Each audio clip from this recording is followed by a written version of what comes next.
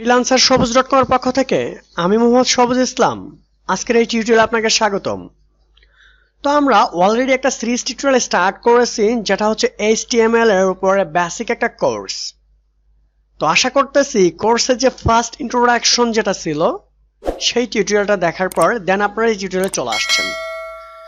তো একটা কথা না বললেই নয়, আপনি যদি ফার্স্ট টাইম আমার চ্যানেলে ভিজিট করে থাকেন তো অবশ্যই একটা রিকোয়েস্ট থাকবে সাবস্ক্রাইব করার জন্য এবং পাশে থাকা বেল বাটনটি অবশ্যই বাজিয়ে দিবেন। তো লেটস গেট স্টার্টেড নাও।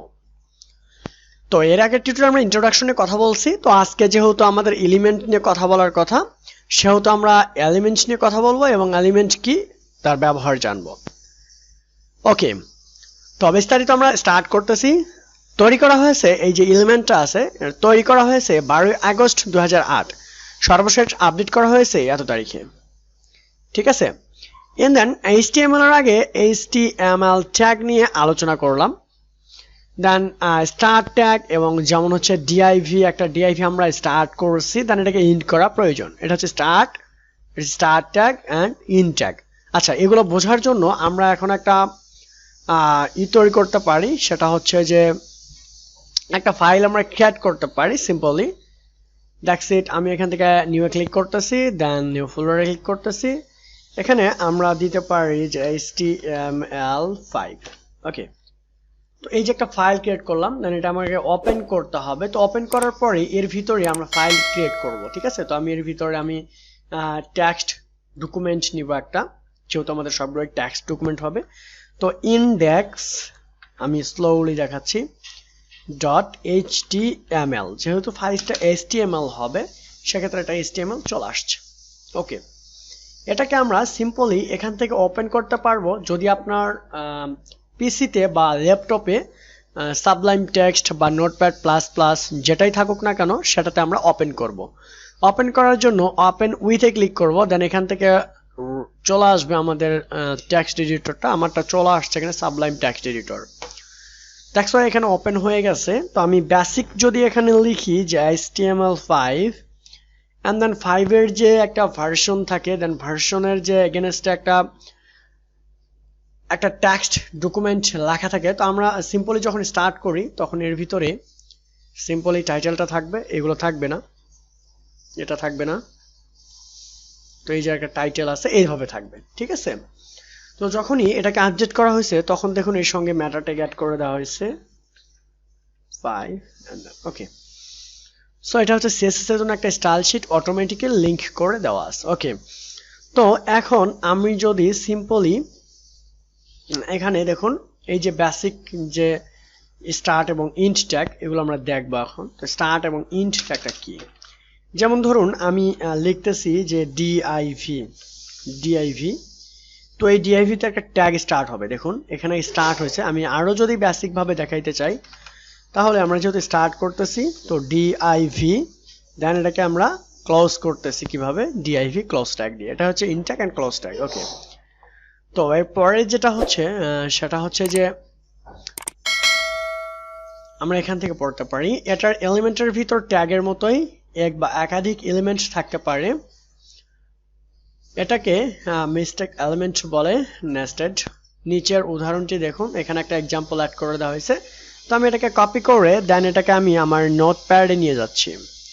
এখানে যদি আমি এটাকে পেস্ট করে দিই, দেখুন এই যে বেসিক যেটা আছে এখানে দেখাইছিলাম, তো আমি এগুলোকে রিমুভ করে দিচ্ছি।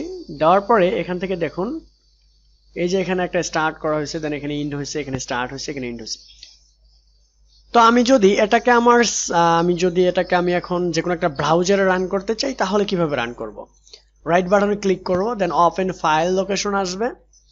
ফাইল লোকেশন থেকে আমি এটাকে সিম্পলি আবার রাইট বাটন ক্লিক করব। রাইট বাটন ক্লিক করে ওপেন উইথ গুগল ক্রোম বা আপনার যে কোনো ব্রাউজার আছে এখানে শো করবে। আনফরচুনেটলি এখানে আমার কোনো কিছু নেই, বিকজ শো করতেছে না। আমি চেক করতেছি, এটাকে সেভ করা হয়নি, কন্ট্রোল-H দ্বারা সেভ করে নিব। এখন এইগুলো শো করবে। আমি বেসিক ভাবে যদি এটা এখন রিলোড করি তো দেখতে পাচ্ছেন এগুলো চলে আসছে। ওকে, এবং আমরা আবার চলে যাচ্ছি। এখানে HTML স্টার্ট এবং ইন্ট ট্যাগটা দেখানো হয়েছে। এর ভিতরে যত কিছু আছে সব নিয়ে একটা HTML এর এলিমেন্ট রো বডি একটা এলিমেন্ট, ঠিক আছে। একইভাবে বাকিগুলো একটি এলিমেন্ট।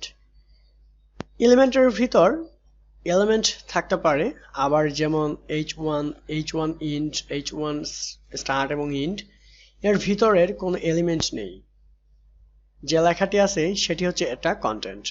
তাই h1 এর ভিতরের লেখাটি একটা h1 এলিমেন্ট, এটা একটা এলিমেন্ট। ওকে, এই উদাহরণটি জক টাইপ দেওয়া আছে। আমাদের অনলাইন এডিটরে কোডটি পোস্ট করে দেখতে পারেন, বা নোটপ্যাডে লিখে HTML এক্সটেনশন যেমন index.html আমি যে সিস্টেমগুলো দেখালাম সেগুলোই। এই উদাহরণটিতে মোটামুটি 5টি এলিমেন্ট আছে, যেগুলোকে আপনি স্টার্ট করে চেক করে দেখবেন। 5টি এলিমেন্ট হচ্ছে এভাবে, এখান থেকে আমি যেহেতু এটা আমি এক্সটেনশন ইউজ করতেছি সেজন্য, তো আপনি বেসিক ভাবে এগুলো একটু ট্রাই করে দেখবেন, ঠিক আছে।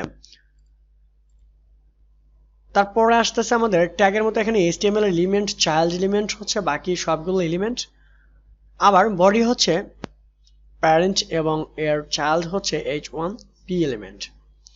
যে এলিমেন্টের ভিতরে অন্য একটি এলিমেন্ট থাকে সেটা হচ্ছে প্যারেন্ট এবং ভিতরে এলিমেন্টের চাইল্ড এলিমেন্ট। ট্যাগগুলি শব্দগুলি ছোট হাতে অক্ষরে লিখতে হবে, যেমন বডি লিখলে ছোট হাতের বডি লিখতে হবে। এভাবে না দিয়ে বডি যদি এভাবে দিতে তাহলে এটা গ্রামাটিক্যালের ভুল একটা, সাথে সাথে ইন্ট ট্যাগ এবারে দিতে হবে, ঠিক আছে। তো আমরা এখন নোটপ্যাডের যে প্লাস প্লাস আছে এগুলো দেখলাম, আমরা যত এলিমেন্ট লিখি না কেন সেগুলো বডি এলিমেন্টের ভিতরে লিখতে হবে।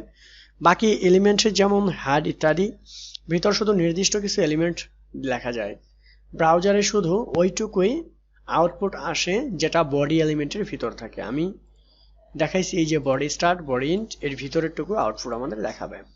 একটা ওয়েবসাইট যখন আমরা তৈরি করি, এখানে হেডার দেখতে পাচ্ছেন, এখানে এই যে এগুলো আমাদের একটা অংশ করে না, বডির নিচে আমাদের একটা হেডার তৈরি করতে হয়, দেন এখানে URL দিয়ে দেখেন আমরা হেডার স্টার্ট করি, ঠিক আছে। তো নোটপ্যাড প্লাস প্লাসে কিভাবে লিখবেন, খুব সহজ। কোড লেখার আগে নোটপ্যাড তাহলে ইনকোডিং মেনুতে গিয়ে ইনকোডিং সেটিং সিস্টেম দিতে হবে, সেটিংগুলো করে নিতে হবে আপনাকে। এইভাবে একটা পিকচার এখানে দেখানো হয়েছে, উইন্ডোজ দেন ডট টাইপ ইনকোডিং এ গিয়ে ইনকোডিং ইন অ্যাড করে দিবেন, দেন ব্লক লেভেলে এলিমেন্ট যেভাবে অ্যাড করবেন, দেন divp এগুলো ব্লক লেভেল এলিমেন্ট। তাহলে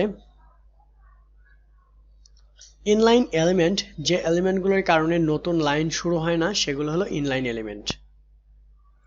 একটা হচ্ছে আমাদের ব্লক লেভেল এলিমেন্ট আর একটা হচ্ছে ইনলাইন এলিমেন্ট, যেমন a i b spam strong এগুলো। ওকে, তো এখানে দেখুন এই যে এখানে কিছু এক্সাম্পল দেওয়া হয়েছে, আমি এটাকে জাস্ট এই যে মাঝখানে টেক্সটটুকু আছে এটাকে আমি কপি করতেছি, যেহেতু আমাদের যত টেক্সট হবে সবগুলোই বডির ভিতরে থাকবে, সেক্ষেত্রে আমি বডিতে এগুলো পেস্ট করে দিচ্ছি। দেন আমি যদি Ctrl+H দ্বারা সেভ করে দিই, দেন আমি এটাকে রিলোড করব এখন ব্রাউজারে।